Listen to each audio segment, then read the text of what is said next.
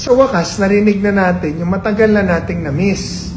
Yung may magtanggol sa atin laban sa droga at krimen.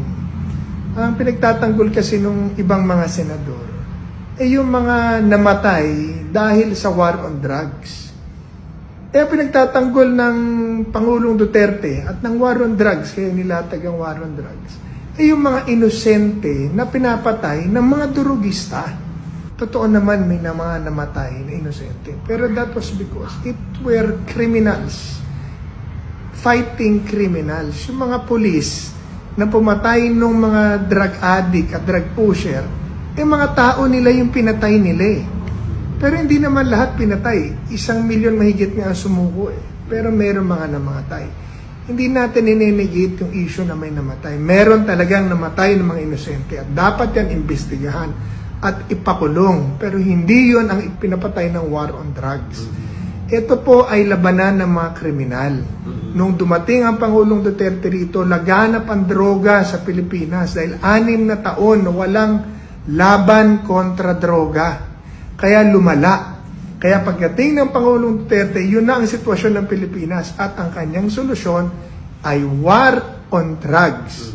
Nung pag-upo niya, naglinis yung mga kriminal, mga pulis, narinig natin, involved sa droga, mayors involved sa droga, tao involved sa droga, lahat involved sa droga.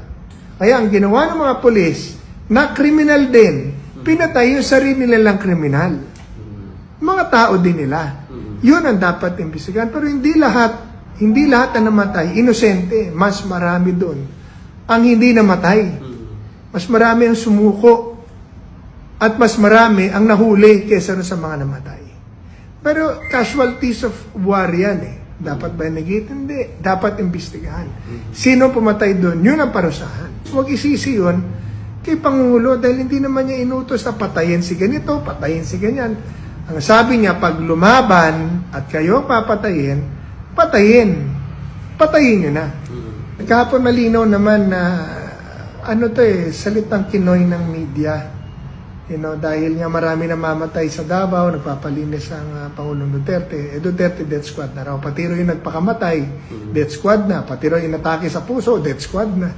Hindi naman ganun. Walang death squad. Sinabi ng Pangulo yan. Walang death squad ang Davao death squad. Pero may mga namamatay na kinoy ng word. Sinabi niya rin na siya raw may sariling death squad. Pero joke na lang niya yun eh. Dahil ang kukulit ng ibang mga senador, pinipilit na may death squad siya, di inamin. Pero hindi totoo. If they are accusing someone, and then the accuser has the burden of proof to show na evidence na talagang merong ganong binibintang sila. Finally, nakita natin lahat sa wakas. Hinarap niya at hinarap siya ng mga nag-a-accuse sa kanya. At nakita naman natin na wala naman nagawa. Buong araw, hinamon pa niya na hanggang madaling araw tayo dito. And their accusations did not stand sa mga sagot ni Pangulong Duterte. Talagang gusto niya tapusin daw eh. Wala raw aalis doon hanggat hindi natatapos. And nag-aalala na nga kami dahil he's 79 years old. Tapos yung mga tanong sa kanya medyo pang-aasar na. Diba? And those are ignorant questions. Ignorant questions. Kaya naiinis siya dahil pagod na, tapos pangalawa, abogado, tapos pangatlo, obviously, they were trying to pin him down with something unlawful.